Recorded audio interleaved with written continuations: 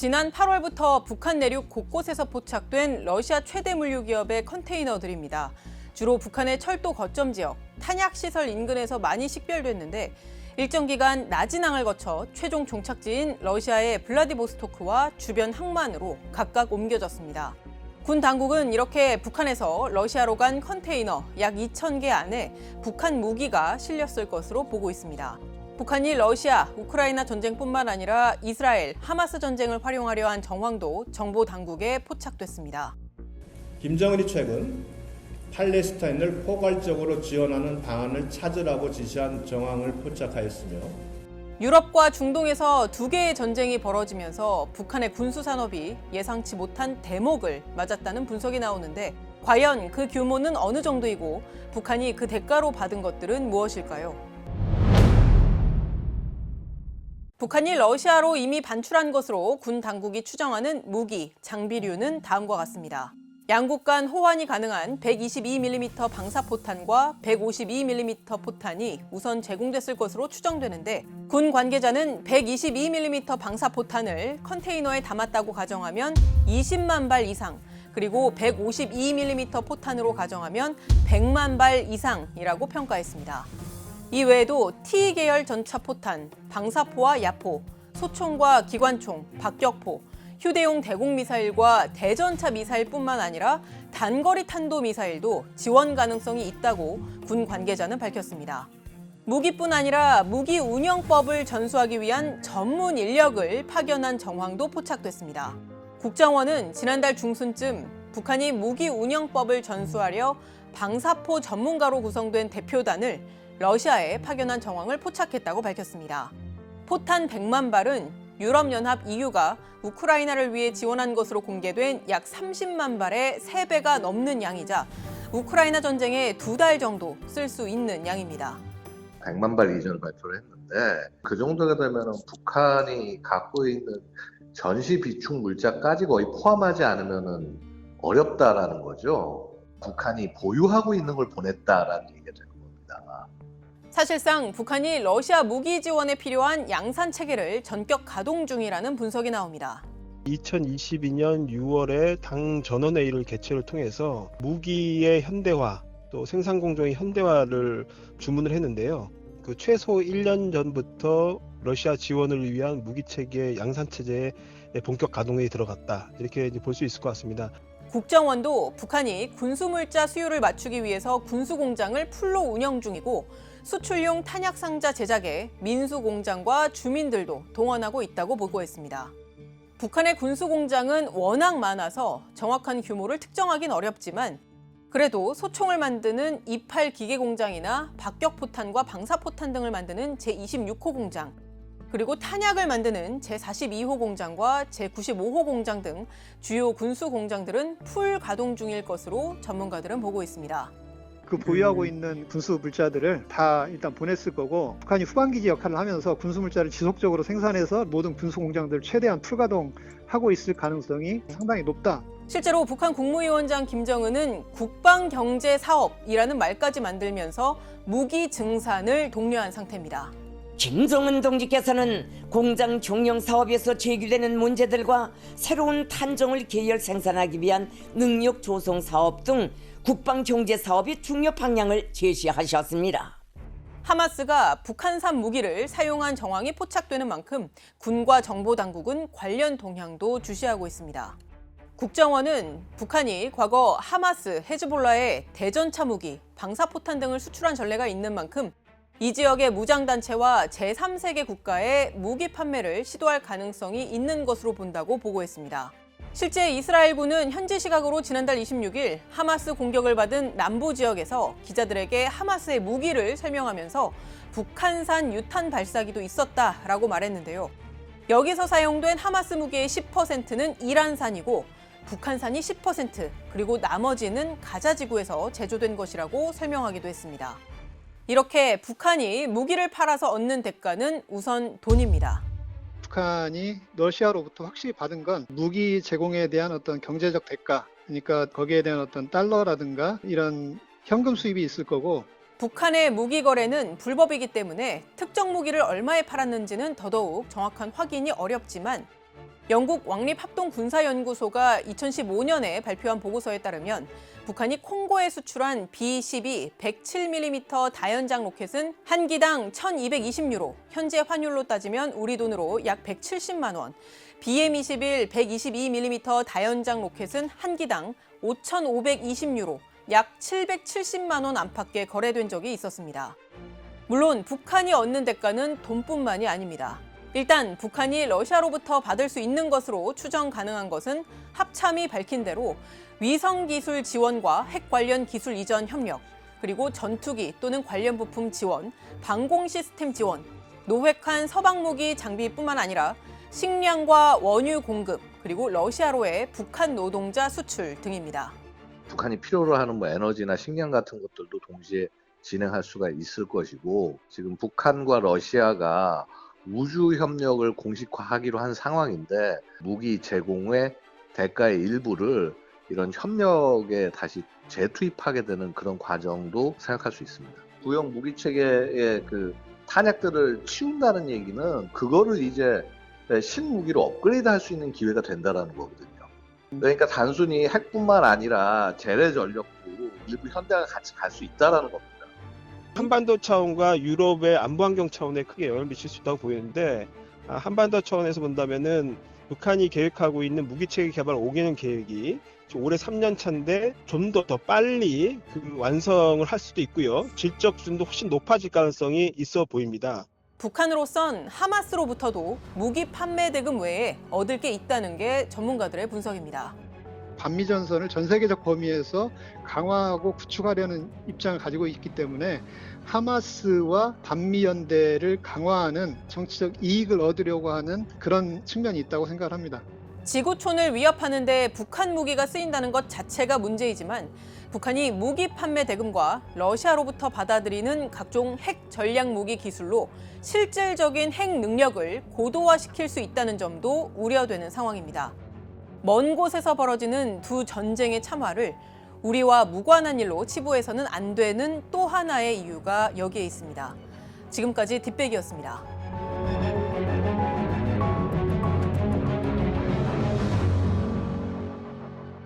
지난 21일 밤 10시 42분, 북한이 평안북도 동창리 서해 위성 발사장에서 정찰 위성을 실은 신형 로켓을 발사했습니다.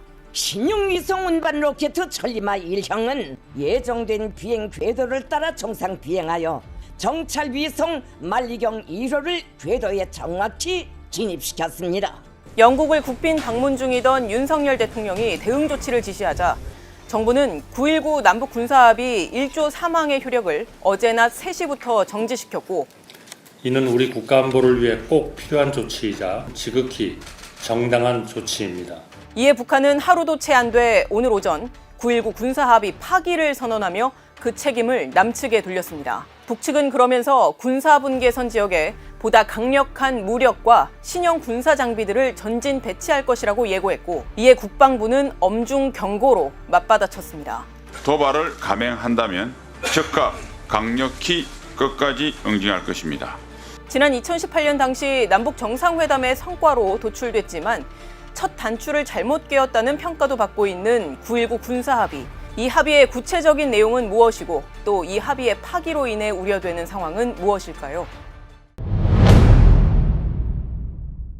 군사 분계선을 중심으로 한 인근 일대의 지상, 해상, 공중에서 우발적 충돌 가능성이 높아질 수 있다는 점이 가장 우려된다는 게 저희에게 자문해준 여러 전문가들의 이야기입니다.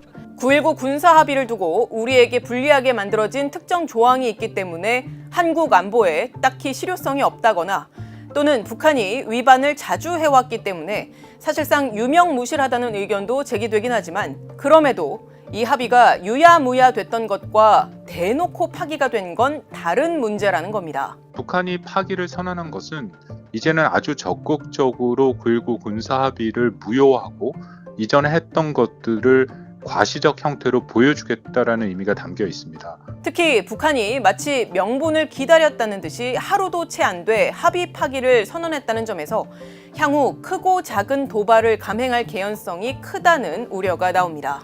우발 충돌, 오인에 의한 충돌 이런 것들에 대한 것들이 실제 군사 충돌로 확대될 수 있고 전쟁으로 비화될 수 있는 가능성은 충분히 있는 거거든요.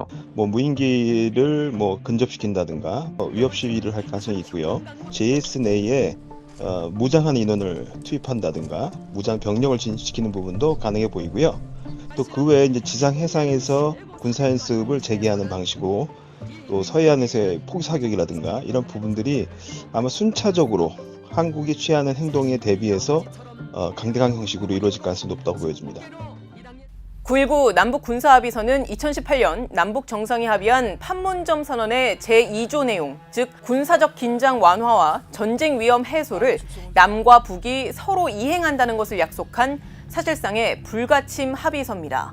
이 합의는 총 6조 22개 항으로 만들어졌는데 남북 양측의 군사력 규모를 직접 줄이는 것은 아니지만 훈련, 기동, 배치, 작전 등 운용적인 면을 통제함으로써 군사적 충돌 가능성을 막는 데 초점이 맞춰진 합의입니다. 말하자면 서로 대치 중인 남북한 군대를 서로 더 멀리 떨어뜨려서 배치하고 지상, 해상, 공중의 특정 구역에서 서로 여러 종류의 군사 활동을 하지 말자, 이렇게 약속한 겁니다. 구체적으로 살펴보면 군사 분계선의 남북으로 각각 5km 이내를 지상 완충구역으로 설정해 이 지역에서 모든 포병 사격 훈련과 연대급 이상의 야외 기동 훈련을 전면 중지하기로 했고, 고정익 항공기는 군사 분계선에서 서부 20km, 동부 40km 내에서 비행이 금지되고, 회전익 항공기는 10km 이내, 무인기는 10에서 15km, 그리고 기구는 25km 내에서 비행을 금지하고 실탄 사격을 동반한 전술 훈련도 금지하기로 한 내용이 담겨 있습니다. 또 서해와 동해의 북방 한계선 NLL을 중심으로 한 해상 완충 구역에서는 해양 기동 훈련과 포사격이 금지되고 해안포와 함포에 포신, 포구 덮개를 설치하고 포문을 폐쇄하기로 합의했습니다. 즉 양측 모두 현재의 군사력은 그대로 두더라도 훈련 등을 금지시켜서 군비를 통제한 겁니다. 물론 한계점으로 지적된 부분들은 있습니다. 군사합의라는 게 기본적으로 남북 간의 우발적 충돌을 줄이고 또 더불어서 최소한도의 신뢰 구축을 위한 첫 단추가 되는 거잖아요. 예. 그렇다면 그런 형태의 군사합의는 1조 3항처럼 서로 간에 못 보게 하는 게 아니라 서로 간에 더 보도록 만들어야 돼요. 소 간에도 수도 없이 있는 합의를 보면은 오히려 서로 간에 능력을 제한하는 게 아니라 더 볼 수 있도록 해주는 게 많아요. 네, 우리가 재래식 분야에서 좀 양보를 해주면은 북한이 핵에 대해서 좀 이렇게 비핵화로 가지 않겠냐. 그 자체가 우리 국가가 당면하고 있는 안보 위협을 제대로 다 다루었다고 할 수 없는 것이죠. 또 남북 사이에 연속적인 대화나 접촉, 그리고 상호 검증과 확인 장치가 없이 남북한 군대를 격리시키는 군사 제한 조치의 이행을 그저 일방의 의지에만 맡겨놨다는 점은 한계로 지적됐습니다. 그래서 신뢰 구축을 위해 서로 대화와 접촉을 늘리고 또 검증도 강화해야 한다는 제언들이 있어 왔는데 이번 북한의 합의 파기로 당분간은 실현이 어려워졌습니다.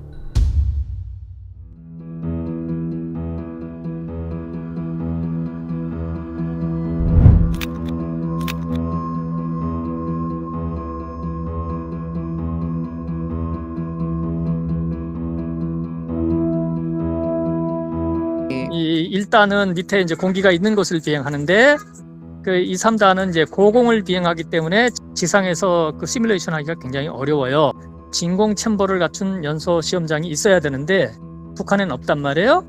근데 그거는 그 러시아가 워낙 그 경험과 기술이 많기 때문에 도와줬을 것이다. 이렇게 군사적 긴장이 높아지는 상황에서 북한은 당장 이번 군사정찰 위성 발사를 계기로 각종 핵미사일 시험 등 추가 도발에 나설 개연성도 큰 상황입니다. 특히 내년 미 대선을 앞둔 상황에서 2021년 노동당 제8차 당대회에서 제시했던 전략무기 최우선 5대 과업 달성을 위해서 더욱 박차를 가할 것으로 예상돼서 당분간 군사적 긴장은 계속 고조될 수밖에 없어 보입니다. 지금까지 뒷백이었습니다. 북한이 지난주 쏘아올린 군사정찰위성 만리경 1호.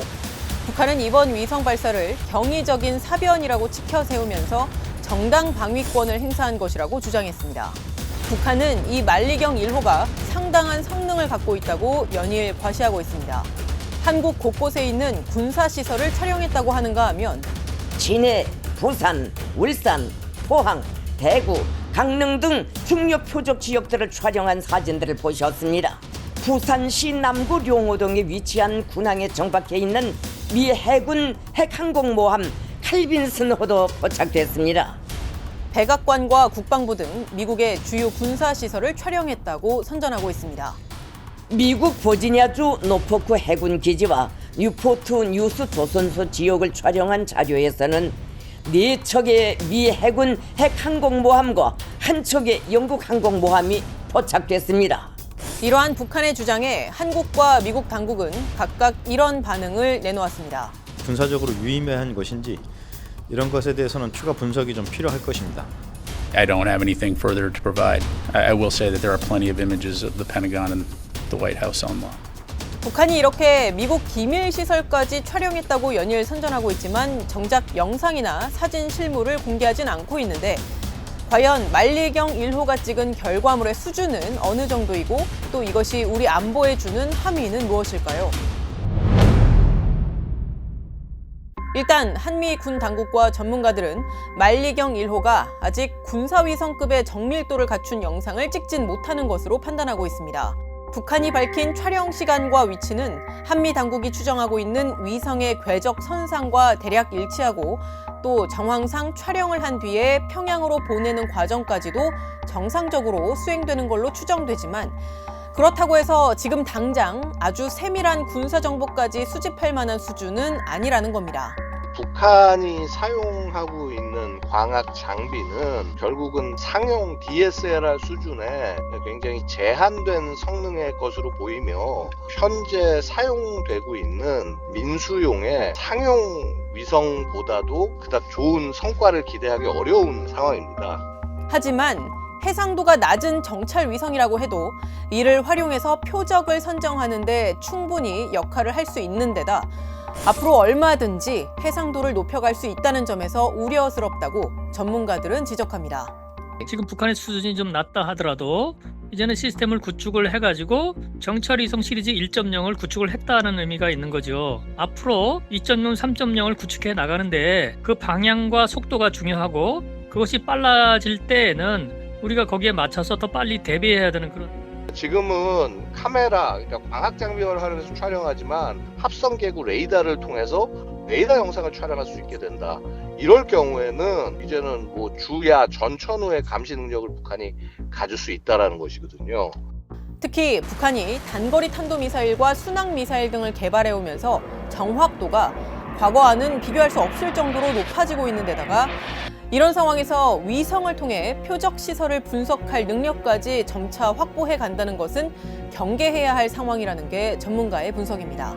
정밀유도 무기 운영 능력 측면에서는 위협이 고도화되고 있는 시점이고 그러니까 결국에는 한 대든 두 대든 제대로 된 게 올라가서 우리 쪽을 촬영을 한다. 그러면은 정밀유도 무기를 정확하게 사용할 수 있는 능력이 올라가는 측면에서 봐야 되기 때문에 지금 당장은 북한이 국내에 배치된 주요 전력의 위치나 이동 양상을 속속들이 알기 어렵다 해도 대비책은 필요하다는 게 전문가들의 조언입니다. 1.0의 수준이라는 것은 광학이란 말이에요. 그 은폐 정도만 해도 돼요. 싸 위성이나 IR 위성이 있으면 그 레이더로 보기 때문에 은폐를 하더라도 그걸 볼 수가 있거든요. 상당 수준이 노출될 수밖에 없는 거죠. 수시 이동이라 할지 그런 방법을 동원해야 되겠죠. 북한이 자체적으로 기술 수준을 높여가는 상황만큼이나 우려스러운 부분은 또 있습니다. 현지 시각 지난 27일 뉴욕 유엔 본부에서 소집된 유엔 안전보장이사회 회의. 북한의 군사정찰 위성 발사를 규탄하기 위해서 열린 회의였는데 이 자리에서 상임이사국인 중국과 러시아가 대놓고 북한의 안보리 결의 위반 행위를 감쌌습니다.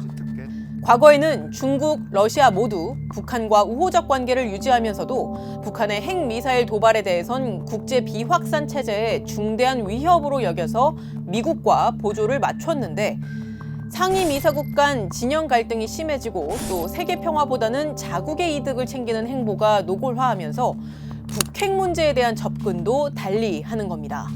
이에 한국과 미국 등은 북한의 반복적인 결의 위반 행태를 지적했지만 The DPRK is moving beyond violating the multiple Security Council resolutions to now almost mock the decisions made by the Security Council.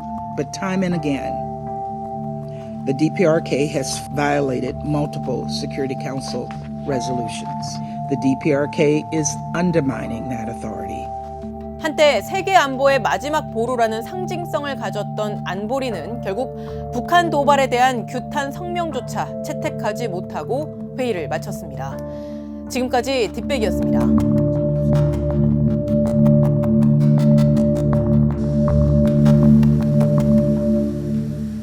북한 국무위원장 김정은이 직접 보고 타고 만져보기도 한 러시아 전투기 전략 무기들.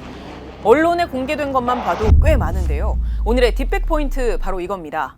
북한 국무위원장 김정은이 시선을 떼지 못하고 큰 관심을 보인 무기들, 정확히 어떤 것들이었는지, 그리고 웬만해선 얻기 어려워 보이는데 북한이 이 무기들을 실제로 러시아로부터 얻어낼 수 있을지, 설령 얻어내지 못하더라도 김정은이 이 무기들을 직접 눈으로 본 게 우리한테 어떤 의미가 있는지입니다. 전문가들의 자문과 내외신, 북한 매체를 종합한 결론은 이렇습니다.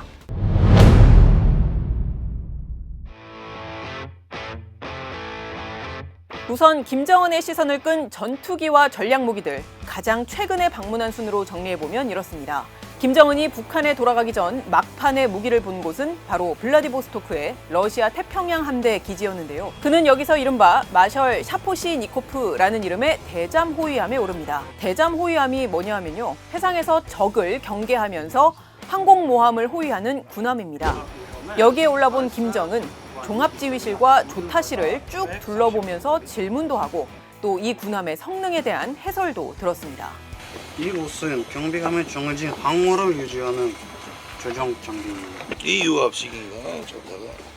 여기 함대에서 김정은이 본 걸로 알려진 게 바로 대한미사일 KH-35 우란이라는 것과 잠수함 발사 순항미사일 칼리브르라는 것, 그리고 대잠 로켓 발사기 RBU-6000이라는 건데요. 아유, 말들이 어렵죠. 일단 우란은요, 사거리 200여 킬로미터로 군함을 격침시키기 위한 아음속 미사일인데요. 아니 근데 아음속은 뭐야? 뭐 저처럼 이런 분들도 계실 겁니다. 아음속은요, 소리의 속도인 음속, 초속 340m 정도 되는데요.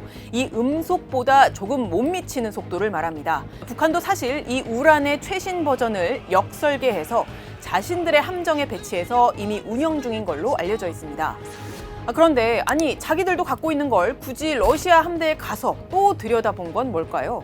그건 바로 자신들의 함정 시스템이 워낙 열악하기 때문에 똑같은 미사일이라고 하더라도 러시아가 어떻게 잘 활용하는지 그 운용 시스템을 직접 확인하는 차원으로 보인다는 게 전문가들의 이야기입니다.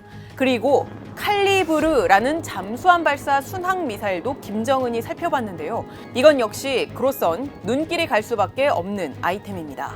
북한이 관심을 갖는 이유는 장거리면서 또 아음속으로 비행하는 북한의 대함 미사일 금성 3형이 있거든요.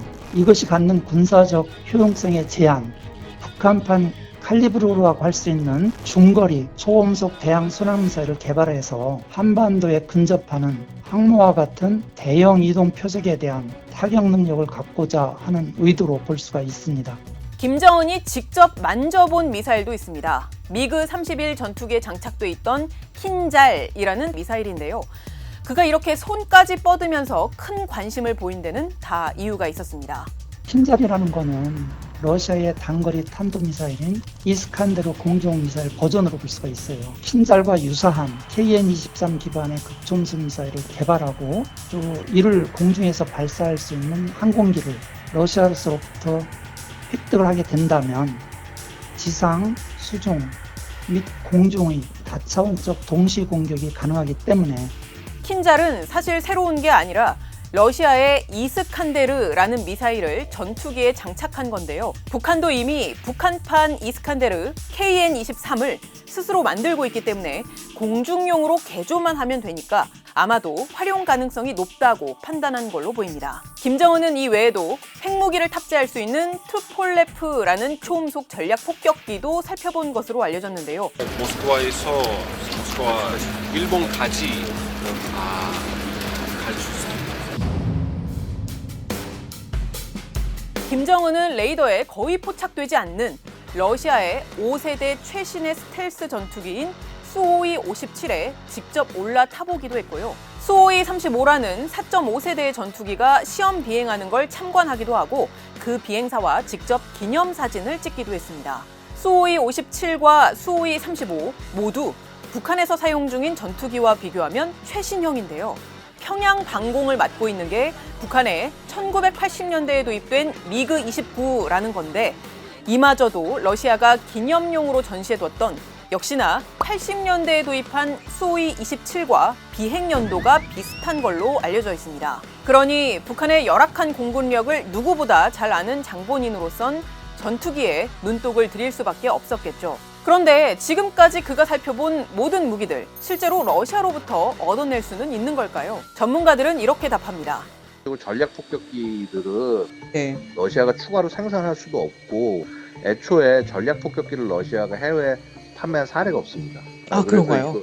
이거는 거래 대상이 아니고요. 수호이 57과 같은 스텔스기를 보유할 수 있다고 한다면 가장 최선이겠지만 이 기종을 아직까지 러시아가 해외 판매를 안 하고 있기 때문에 수호이 35 거래를 약속했다고 하더라도 기체를 넘겨받기까지는 상당히 기간이 걸릴 수밖에 없을 것이다. 물론 일부 무기들의 경우 우크라이나 전쟁 상황이 변수가 될 수 있다는 분석이 나옵니다. 러시아가 불리한 상황이 되고 패하는 상황에 도달한다면 사실은 러시아 입장에서는 북한에 전략 무기를 비롯한 모든 기술을 내주는 한이 있더라도 얻고 싶은 것을 다 얻고 지원을 받으려고 할 것 같아요. 일단 현재로선 북러 정상이 함께 러시아 최신 로켓 안가라 조립동과 소유주2 우주 로켓 발사 시설을 둘러보고 또 정상회담도 하면서 나눈 얘기들을 토대로 볼 때요. 러시아가 북한에 인공위성 제작을 포함한 큰 틀의 우주 개발에 도움을 줄 거란 분석이 많은데요.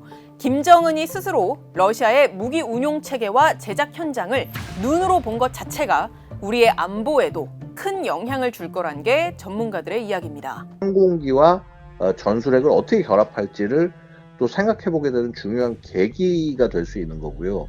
자신들의 그 군부에게 실제 운영 면에서 현대화하도록 엄청난 압박을 가하게 될 것이다. 즉, 북한의 최고 지도자가 러시아의 무기 체계들을 직접 본 것 자체가 북한 군부들로 하여금 한반도 안보를 위협하는 새로운 무기들을 기획해내야 한다는 미션을 받는 결과로 이어진다는 건데요. 한반도 문제의 당사자인 우리가 그의 무기 시차를 단순히 견학 차원으로만 봐선 안 되는 이유도 바로 여기에 있습니다. 지금까지 뒷배기였습니다.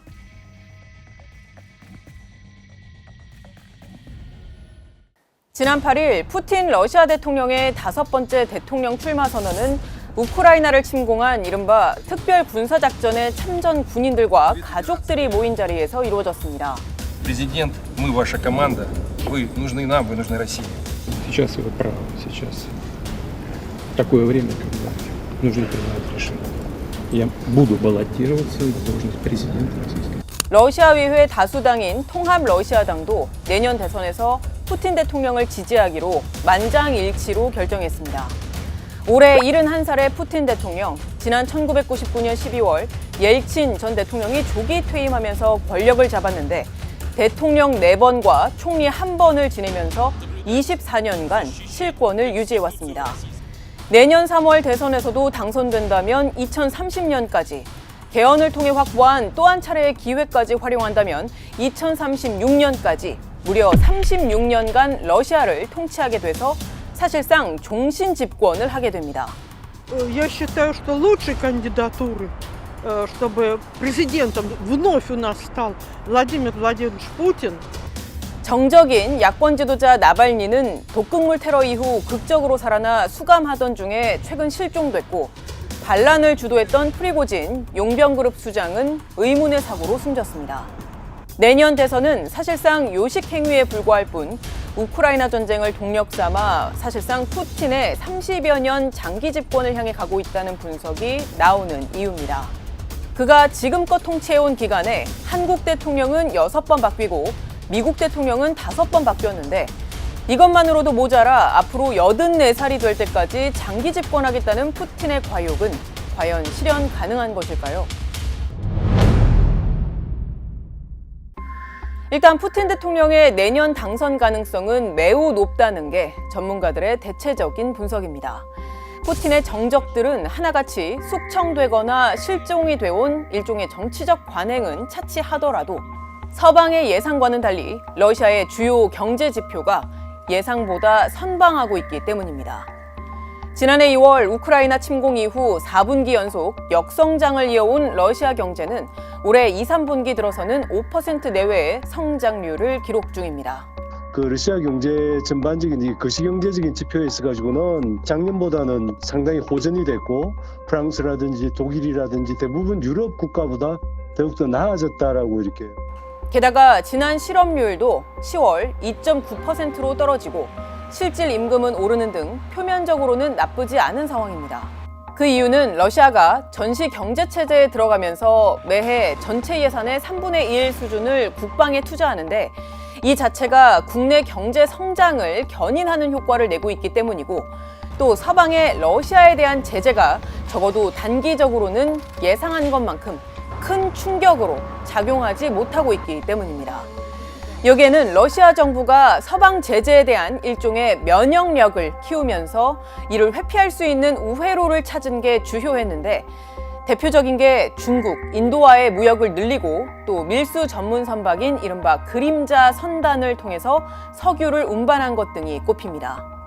중국과 러시아 간 무역 규모는 지난해 전쟁 발발 이후에 급격히 늘기 시작했는데 2021년까지만 해도 1,468억 달러에서 지난달 말 2,181억 달러로 우리 돈 약 285조 원을 기록했습니다. 양국 간의 교역액이 2천억 달러를 넘어선 건 올해가 처음입니다. 하지만 전문가들은 지금의 경제 지표들도 본질적인 한계가 분명하다고 지적합니다. 최근 높은 인플레이션을 잡기 위해서 러시아 중앙은행이 금리를 16%까지 올렸지만 쉽사리 물가가 잡힐 기미는 보이지 않고 있습니다. 무엇보다 러시아의 경제 호조가 전시경제 체제 속에 국방 지출의 비중의 영향이 크고 이는 성장 잠재력을 높이는 차원에서도 전혀 도움이 되지 않기 때문에 지속 가능하지 않다는 분석이 많습니다. 가장 큰 것이 이제 해외 이주라든지 전시 동원으로 인해서 노동 인구가 감소하는 측면이 굉장히 크고요. 또 기술 제재 여파 그리고 이렇게 지출을 많이 하다 보니까 재정 건전성도 악화되고 있고. 또 러시아가 중국과의 경제 협력을 지속하는 것이 오히려 러시아 경제에 마이너스로 작용할 수 있다는 관측도 제기됩니다. 러시아로부터 철수한 많은 서방의 기업들이 있는데 그런 부분을 중국 기업들이 빠르게 러시아 시장에 진출을 해서 이제 서방의 제재를 우회할 수 있는 그런 나름대로 통로도 됐지만 중국 경제에 대한 과도한 의존 자체가 종속되고 또한 이제 식민지화된다라는. 러시아 경제가 장기적으로 성장하기 위해서는 질적 성장과 또 이를 위한 산업 구조의 신속한 전환이 필요한데 이러한 필수적인 과정에 서방의 러시아 제재가 장기적으로는 부정적인 영향을 미칠 수 있습니다. 제재의 핵심, 경제적 고립의 강요, 금융 제재, 그다음에 이제 GVC 배제, 수출입 통제, 그다음 마지막으로 기술 협력 을 배제하는 것으로 요약이 되는데 이제 그게 산업 구조 전환에 악영향을 미치고 따라서 경제 성장률, 장기 성장률을 하락시키는 요인이 될 것으로 저희는 그렇게 보고 있습니다. 즉, 푸틴이 내년에 집권하는 건 무리 없이 가능할 테지만 러시아에 대한 제재가 장기화되고 이것이 러시아 경제에 구조적인 악영향을 미쳐서 잠재 성장률을 떨어뜨린다면 경제 상황에 대한 여론 악화로 이어져서 푸틴의 장기 집권에 악영향으로 작용될 소지가 있는 겁니다. 물론 푸틴이 당장 내년 대선을 넘어서 2036년까지 장기 집권을 할지는 적어도 지금의 경제 지표만으로 분석하기에는 한계가 있습니다. 하지만 분명한 것은 전쟁의 승패가 일선의 전투 현장을 넘어서서 당사국들의 총체적인 역량에 따라 결정된다는 점입니다.